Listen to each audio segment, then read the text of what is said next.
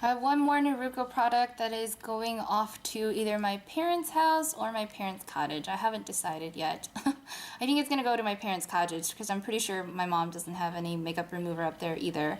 But this is the Hydrating Eye and Lip Makeup Remover, and this is from the Naruko line, but they have this like Naruko Basics kind of thing. Yeah, so it's the Naruko Basics line.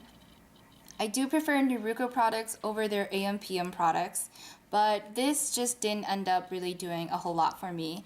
It's supposed to gently remove makeup and everything, and you're just supposed to use it, on a cotton pad. You would pour some out and kind of doubles as a toner and makeup remover, but it doesn't really remove eye makeup for me like I wanted it to. It says that it should be able to remove stubborn, waterproof eye and lip makeup, but I don't think it really does very well. I prefer my Lancome Bifacials or my H2O Plus eye makeup remover.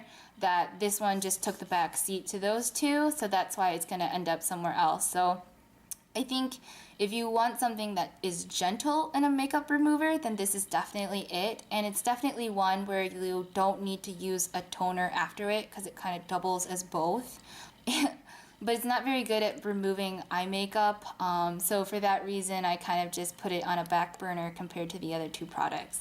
But it's not terrible or anything like that, and it is pretty gentle, so it's worth picking up if you need something like that. But if you're really looking for something to remove waterproof makeup, like I'm talking really stubborn mascara, then I would find something else kind of thing.